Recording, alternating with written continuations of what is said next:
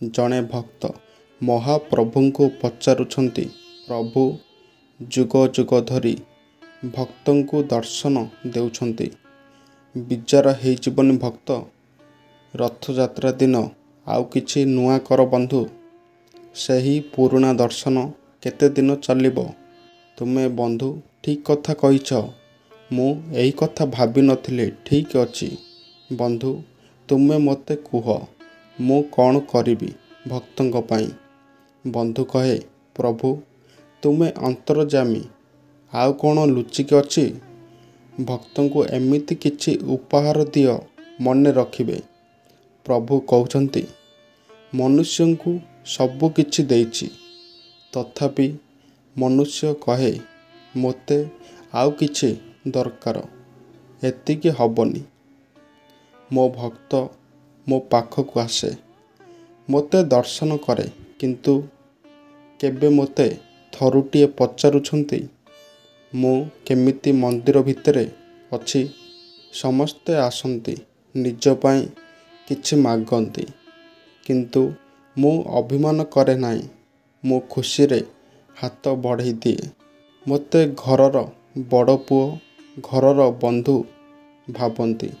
କିଏ ଯଦି ମୋ ନାମରେ କିଏ ଖରାପ କଥା କହେ, ତା ଉପରେ ରାଗି ଯାଇଥାଏ।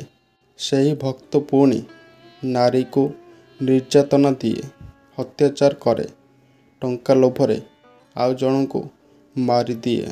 କିନ୍ତୁ ମୋ ଉପରେ ସମସ୍ତେ ଆଙ୍ଗୁଠି ଉଠାନ୍ତି, କୁହନ୍ତି ଜଗାରେ ସବୁ ଦେଖୁଛୁ, ବଡ଼ ବଡ଼ ଆଖିରେ ଇଏ କ'ଣ ଘଟୁଛି? ସେତେବେଳେ ମୋ ପାଖରେ କୌଣସି ଉତ୍ତର ନଥାଏ। ମୁଁ ମୌନ ହୋଇଯାଏ। କାହିଁକି ବନ୍ଧୁ? କାହାକୁ ରଖିବି, କାହାକୁ ଦଣ୍ଡ ଦେବି? ସେଥିପାଇଁ ତା କର୍ମ ତାକୁ ଦଣ୍ଡ ଦେବ। କର୍ମ ମୋ ଠାରୁ ବଡ଼।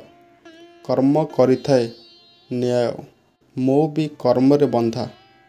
ମାତା ଲକ୍ଷ୍ମୀ ହାଡ଼ିଆଣୀ ଘରକୁ ଯାଇଥିଲେ ବୋଲି ବଡ଼ ଭାଇଙ୍କ କଥାରେ ପଡ଼ି ମାତା ଲକ୍ଷ୍ମୀଙ୍କୁ ଘରୁ ବାହାର କରିଦେଇଥିଲି। ମୋ କର୍ମ ମୋତେ ଏମିତି ଭୟାନକ ଦଣ୍ଡ ଦେଲା ଯେ ଭୋକ ଉପାସରେ ଛଟପଟ ହେଲି।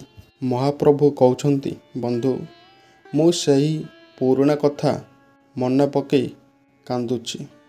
ସେତେବେଳେ ସମୟରେ ସଂସ୍କାର ଥିଲା, ଲୋକଙ୍କ ପ୍ରତି ଭଲ ପାଇବା ଥିଲା। ସେହି ପୁରୁଣା ଦିନ ଦେଖିଛି। ନାରୀମାନଙ୍କୁ ସମ୍ମାନ ଦେଉଥିଲେ। ନାରୀମାନେ ନିଜର ସମ୍ମାନ ଉପରେ ଗୁରୁତ୍ୱ ଦେଉଥିଲେ। ଆଜି ବି ସେହି କଥା ମନେ ପଡ଼ିଲେ ଆଖିରୁ ଲୁହ ଝରି ଆସେ ବନ୍ଧୁ। ମନରେ ଭକ୍ତି ନେଇ କେହି ଆସନ୍ତି ନାହିଁ, କେବଳ ଭକ୍ତି ପ୍ରେମ ନେଇ ଆସନ୍ତି। ସେହି ସମୟର କିଛି ଭକ୍ତ ଅଛନ୍ତି, ମୁକ୍ତି ପାଇବା ଆଶାରେ ଆସନ୍ତି। ସେମାନଙ୍କର ବୟସ ହେଇଗଲାଣି। ତାଙ୍କ ପାଇଁ ମୁଁ ମନ୍ଦିର ଭିତରେ ଅଛି।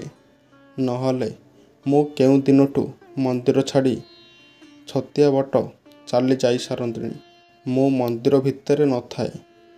ରଥଯାତ୍ରା ଦିନ ଲକ୍ଷ ଲକ୍ଷ ଭକ୍ତ ଆସନ୍ତି ମୋ ମୂର୍ତ୍ତିକୁ ଦର୍ଶନ କରିବା ପାଇଁ, କିନ୍ତୁ ମୁଁ ମୂର୍ତ୍ତିରେ ନଥାଏ। ମୋ ଭକ୍ତ ହୃଦୟ ଭିତରେ ଥାଏ। ଘରେ ମୋର ଚିତ୍ର ରଖି ପୂଜା କରୁଥିଲେ, ମୁଁ ସେଠି ଥାଏ।